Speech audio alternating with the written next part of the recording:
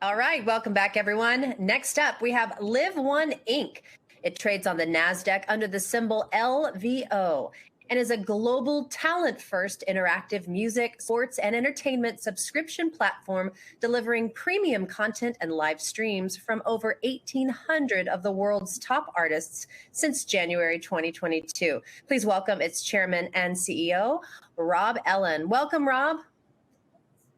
Thank you so much. And for everyone, since the year has just ended, we're going to start off with an amazing video that is going to show you some of the highlights of the great things that LiveOne has done this year.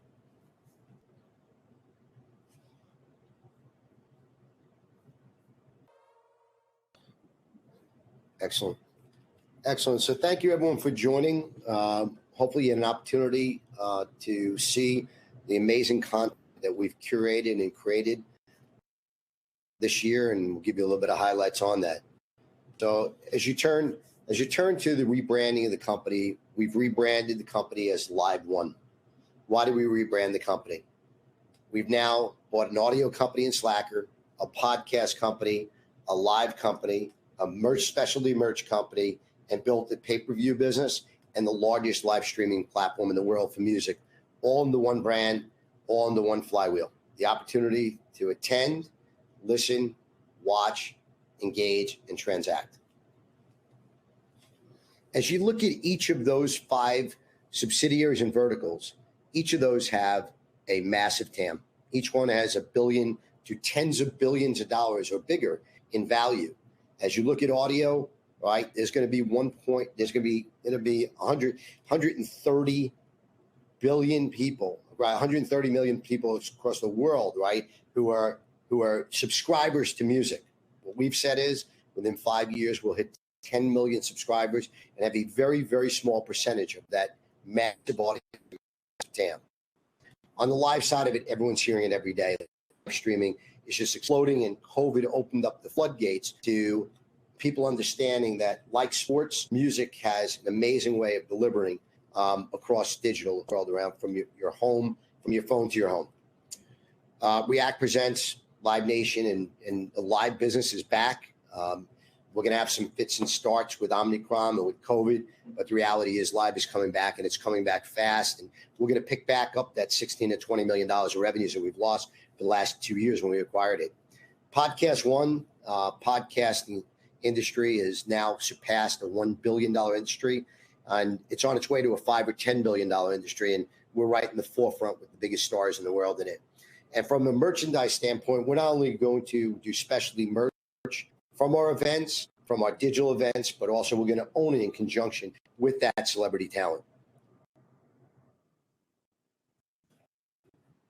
So our content reaches a massive audience around the globe.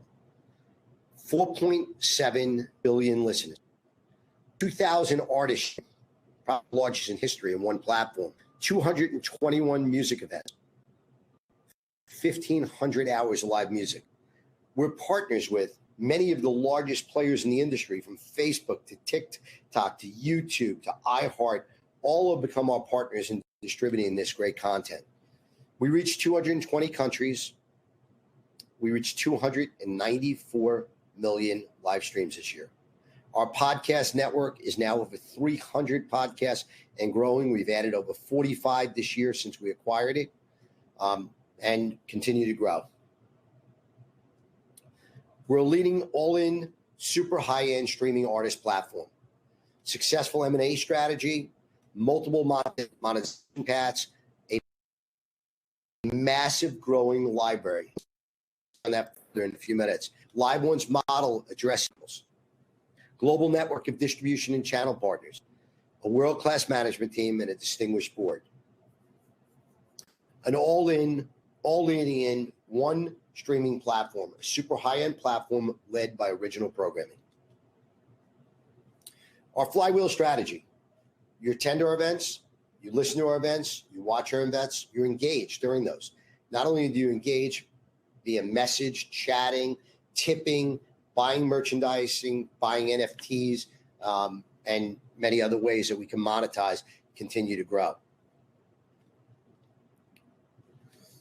So it's really uniquely positioned that many of our competitors who compete in one of those 5 verticals are also our partners, right, across the board. What we hit so many of the opportunities here across audio and video that from your phone to your home, we can reach you with all genres of music and a large population of content and franchises is that we've created. My background, 30 years of doing this. Each of my companies have been buy and build. We have, again, like I did at Digital Turbine, like I did at LiveOne, we continue to buy and build internally. We've acquired our 8th company. We've rolled those companies all into one. We've spread the risk of the business, and we've shown over and over again new revenue models that are coming from the same piece of content over and over again. And again, just hitting on that multiple monetization paths, it's just so exciting to watch that you can monetize from subscription to membership to merchandise to digital merchandise to tipping to gifting, right? And those continue to grow and continue to grow more opportunities and more distribution. I mentioned that growing library, 2,000 artists this year, over 4,000 artists in the 4 years that we're here streamed on our platform, all genres of music, some of the biggest talent in the world in each of those genres of music. We continue to collect and build that as we build out our network. It gives us more and more opportunity to give the consumer, those super fans, an opportunity to not only watch those live events and see it first and only on our platform, but also to go back and to review those and see them across our distribution platforms at Roku and Amazon and Apple TV. That 5 model addresses 5 large market verticals. There's already over 300 million paying subscribers, right? Let alone all the free subscribers. According to Goldman Sachs, there's going to be 1.7 billion paying subscribers. What we've said is within 5 years, we'll have 10 million of those, a very tiny percentage, but really they're focused on those super fans. And each of those verticals, as you look at podcasting, finally passing $1 billion in revenues, going to 5 to 10. Live streaming business, tens of billions of dollars of revenues being created and growing. And now you start to hit into that next chess move, which is into the metaverse, right? And being able to, we shot the first ever festivals in history, right, in VR. And as you enter those metaverse and those worlds, we get to capture that and capture another revenue stream in another form of distribution. Merchandise across music, right? Music-related products, and last but not least is that podcasting side. Study this page. It energizes my team. We look at the partnerships we've created in this short window of time and that distribution. Anyone with 10 million to 1.5 billion eyeballs must have live and must have music. They need content. The cost of content is exploding. Our cost of content is under $20,000 an hour, okay, for AAA content with the biggest stars in the world. We're going to continue to grow across all those verticals, right? Auto companies, mobile, satellite, cable, right?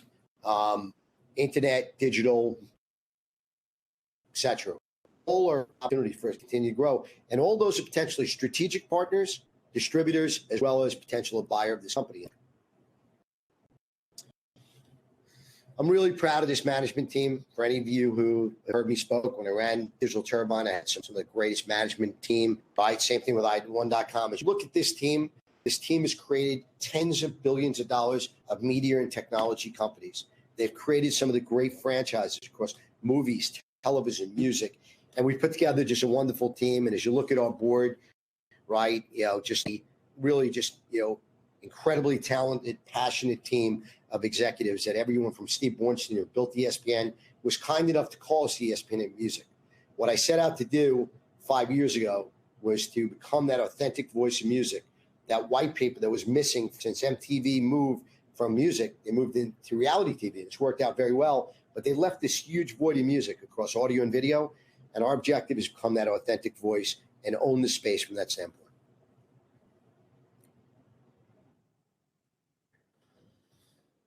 So as you look at the numbers, right, we're hitting some pretty staggering numbers. We're about to pass the WWE in terms of number of subscribers, 1.35 million paying subscribers, right? The number of listens, we've just passed our podcast business, was just ranked by Podtrac number 12, right? For a small company, right? Number 12 in the world, passing Viacom as well as Warner. right? We have over 30 million songs in our catalog. We have partnerships, every record label, every publisher across the board. Our podcast business, again, we grew from 7 million to 11 million listeners a month. Our specialty merch business, we're just starting to taste on it. As Live opens up, we'll own our own merchandise inside of every single one of our venue. Our podcasters, we partners with the rev share is already created, right, across all their podcasts, right? And that's a really important, critical component of it, because you already know that you're going to be in that sort of 50-50 deal versus you see these deals done for NFTs and for merchandise where the talent is going to take most of the revenues on it. Our live business is just coming back. Excited to announce that Spring Awakening, our 10-pole festival in Chicago, reopened, had over 50,000 people. And the highlight, as always, is you can take all these pieces together, and Dermot, my partner, and I have been talking about this flywheel. We can now showcase with Live opening back up, and with the combination of audio, video, podcasting, pay-per-view, all in one platform, we get to showcase that massive growth of revenues. We've grown the company from 38 million to 65 million. We've already reported for this year over 60 million for the first 2 quarters. So we just finished that third quarter, and we said it'll be over $30 million. So we're looking at $90 million going to that fourth quarter. And we reiterated our guidance at 110 to $112 million this year, up from 65.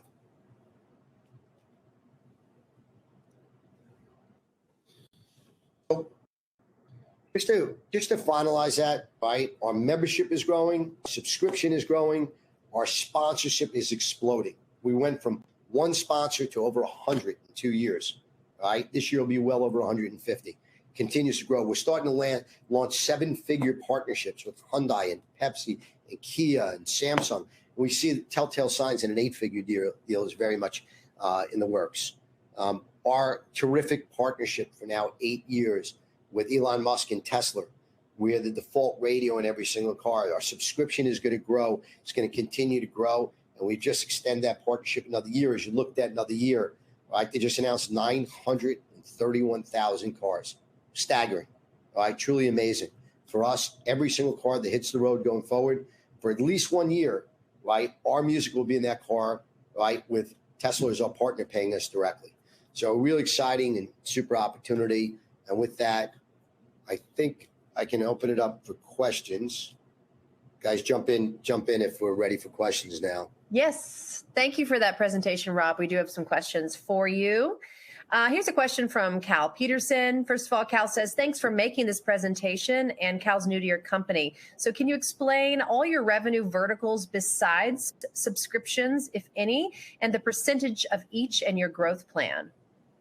Yeah, so we don't break it out by each, but what I can tell you is that 2 years ago, pre-COVID, we were 65%, we were probably 85% in that range, I apologize, subscription. Right? And 60% of our business was Tesla and automotives, right? We're now in, not only in Tesla, we're in 87 other cars. And I just promised the street we'll have an additional car company in the very near future. Really exciting for this, that we just partnered with Android Automotive, right? With Google, and we're approved where we can white label any single car company to give them their own music. And I think it was brilliant what Ellin did to put his own music platform and to white label it inside the cars and that growth, right? Sponsorship now, between the growth internally and the acquisition of Podcast One, right, has now passed our subscription. So we're now probably at 60-40 in that percentage, 60% sponsorship and 40% subscription. And Tesla, even though they're growing like a weed, is now closer to 25% of the business. Okay. The rest of it, pay-per-view, I'm proud to tell you, was extremely profitable this year in the first year in business. We've just announced our spinoff, our pay-per-view business. Stay tuned. You'll get to see in the S1 filing. You'll get to see those terrific numbers. And we just see telltale signs that pay-per-view is just going to explode across music, sports, and social media and growth in it. And then the merchandise side, we've just started to taste it, right? It's about $20 million business, as we stated, right? Now we get the opportunity as Live opens up to sell our own merchandise, to own our own merchandise, to own our own merchandise conjunction with our partners. Great. Steve D asks if you can elaborate on the rationale of the most recent acquisition of Trader2B and the Gamify1 subsidiary launch. Yeah, so for any of you know me, I started LiveOne.com. I was the original money in it, right? We gave away $15,000 a day, $1 million a month, and $15 million on tax day to compete with AOL and Microsoft in building a search engine and building a network. And we felt everyone had the same content, but didn't have that gamification. What we just did with the company is we just gave you the experience to make this a fully social experience. While you're playing, while you're watching, while you're listening, while you're attending, you have the ability to win amazing prizes. And for any of you don't know, I sold that company to Barry Diller for just under $900 million 20 years ago. I then started a company called Intrinsic, which I launched bid for prizes and picked up over 1 million subscribers. So this is to keep our audience further engaged, to give them a social experience. There has never been a music social platform. We are the first. A music social platform is 8 billion people in the world love music. We have an opportunity for them to converse, interact, and compete with each other, win prizes. Fantastic. Rick Schofield wants to know if you have any other acquisitions planned for 2022.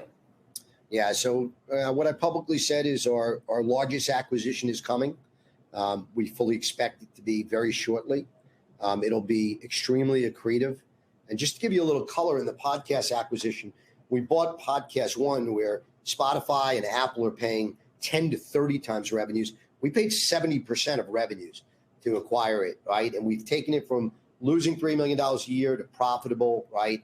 This will be our most accretive in revenues and acquisition, and we fully expect to close it in the beginning of this year. Arthur Brent asks, with Tesla just reporting record sales, does that bode well for LVO? And should we anticipate any other major car companies signing on for a similar relationship? Yeah, this is a magical partnership. You got to feel lucky for being partners with the smartest man in the world. And he brilliantly chose Slacker Radio into the cars because he had the ability to use, as a small company, to be nimble, to use our technology the way he wanted to, and to pick some of his own music. He calls in on a regular basis to change the music and change the channels, and has a team of people that do it. So they're actually very passionate about what their customer is getting in the car. And just think of the ability to talk to your customer and how important that is, right? Tesla owners, like myself, end up buying a second and third car. So we're really excited about that. As I said before, we went from 40 cars to now 87 other cars. With the partnership with Android Automotive, we can white label within 24 hours any other car company, and we fully expect to sign our next car company very shortly. Val Webb asks, any status update on other strategic alternatives you may be looking at with regard to your relationship with JP Morgan? Yeah, so, sometimes it's by choice. When we sold i1.com, it wasn't by choice. The bidders just started coming. We built this amazing business, right, that was driving so much traffic, and we did it on a limited amount of money. We've had 5 billion people on this platform. It's staggering. Not only did 5 billion people come, but they actually repurposed and resent that video with what was the Live by Live bug is now LiveOne, as we rebranded it, that LiveOne branding on it to 5 billion people, right? When I hit i1.com, we had 27 million people. So this is a time where podcast companies are being bought, audio companies being bought at massive prices, streaming companies being bought up, specialty merch businesses being bought up, and pay-per-view businesses are getting valued at 7-10 times revenue. So as a fiduciary, as my board is fiduciaries, JP Morgan has been a great partner. We've looked at opportunities. We'll continue to look at opportunities. And the first thing we announced is a spinoff of Pay-Per-View One. And I'm really excited in that the audits will be done shortly. And I fully expect that'll be our first vertical, and maybe more, that spin out to their own businesses. And this is the first time in my career, even in Digital Turbine, which went to $9 billion, I never had 5 TAMs in the same company that work beautifully together. And some of the parts is the biggest. But as you look at, taking those out on their own, they each have unique opportunities. And what I love about this company is it gives me a lot of flexibility in that I have such a wonderful management team. Each of those verticals are managed by a superstar, right? Dermot McCormick came in after selling AOL for $4.5 billion. He used to run a little company called Viacom, where he ran the digital assets for MTV and VH1, exactly what we're building here, Next Generation. Kit Gray who's the founder of Podcast One, and obviously you all know Norm Patitz, who built Westwood One, one of the pioneers of radio and geniuses who launched the podcast industry. So it's a really exciting time for the company, and JP Morgan's been a great partner, and we doubled up with them as we just announced last week. You gotta expect in this market that there are some people knocking on the door, looking at different opportunities strategically or more, right, to look at one or all of the assets in this company. Fantastic.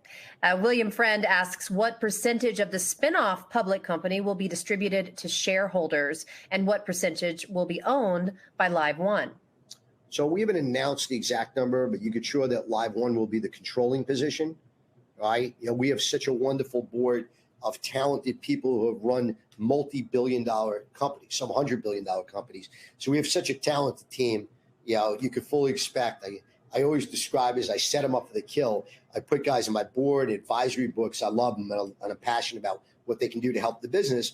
But it's very likely you'll see in one of those divisions that you'll see some of those key people go run one of these subsidiaries or spinouts. Follow-up question from William as well. What do you think of the valuation here versus where it was in April 2021? And how do you plan to get it back there and surpass it? I mean, March we traded at 7. People made a lot of money, right? We've had a lot of runs in the stock. I went through the same thing in Digital Turbine. I went through the same thing with most of my companies, and that we're public venture capital. The maturation to 100 million in revenues, right, is usually that inflection point, right?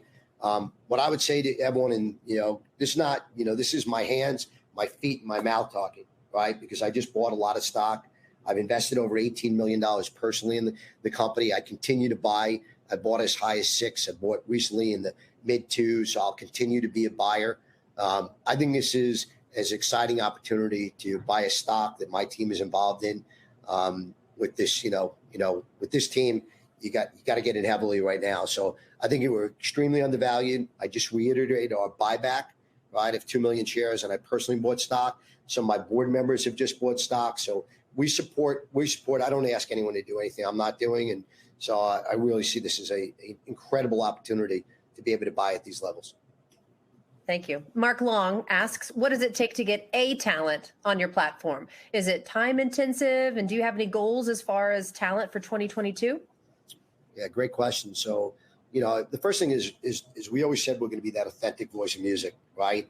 And that takes a lot, right? Because the last one to do that was MTV, and it's 25 years since they walked away from sort of the real music side of their business, right? So we're a talent-first platform. We've put together a wonderful team from Roe Williams, and on the music side to Josh Hallborough. We put such a wonderful group together of passionate people around music. And then, like everything else, the better you treat talent, we pay a higher percentage than any of the other competitors in the business. We do a lot for the writers in the business. We just did major events to help the writers and educate people on the economics and the fairness of it. We're going to keep doing that. And like I said, we had 2,000 artists from Taylor Swift to BTS to Justin Bieber, you name it, across our platform this year. Coldplay's on next week. Hopefully you get to see Alt Ego. You're going to see 21 Pilots and Coldplay.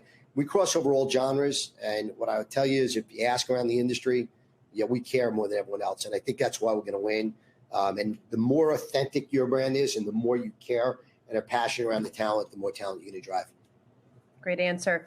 Seth Butler wants to know, obviously in your business, there are many handouts. Can you explain how any revenue split works?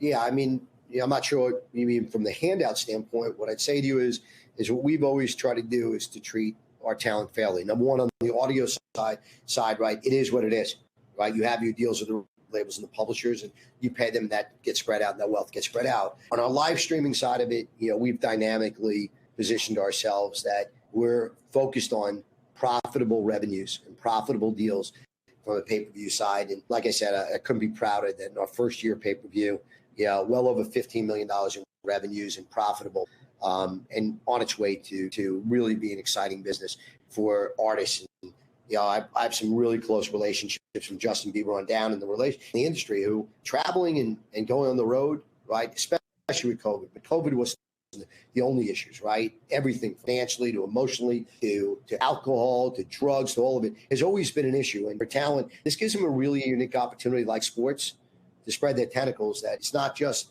that live event. They get to give their fans who can't afford for one reason or other, right, including COVID, the ability to see these amazing events around the globe. Jared Friedrich wants to know, does LiveOne currently accept any cryptos as payment? And if currently none, what cryptos, if any, is LiveOne looking at going forward for use in the metaverse or for in-app purchases?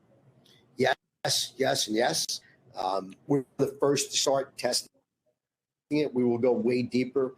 What we publicly said is that our shareholders of a record next 90 days or so will receive founders coins in LiveOne coin. Right. And that will take regulatory approval and all the things that we're going to have to go through in it. Right. Which takes some time. But we are passionate about it. We think it's important. We know young kids that go to festivals, all the young kids, including my children, go to festivals, want a way to buy with ETH, and they want to be able to buy. And you'll see some wonderful partnerships, very similar to our partnerships with Facebook and with Twitter and with Twitch and with Spotify and with Apple. You're going to see the same thing in that world. We're going to really carefully pick the right partners that we think are here for the long term and really are building sincere businesses that are built on the blockchain. And we've already announced a massive NFT deal, right? Our first one ever. That deal was pure cash. It was very much like any other merch deal. We weren't just going into NFTs. We got paid for the rights, right, for the merch that we create, right, that digital merchandise we create. So fully effective. We're going to be going way deeper in NFTs, way deeper into the ability that you can attend our events and buy with crypto. Rob, fantastic presentation. Thank you so much. We have lots more questions for you, but we don't have a lot more time. So we're going to say goodbye for now, but please join us again with some updates in the near future. Thank you, everyone, and pleasure. And I look forward to seeing. Look forward, if anyone has an opportunity, we'll be presenting at Needham on the 10th. Cool. Awesome. Thank you. All right. Stay with us, everyone. We're coming right back.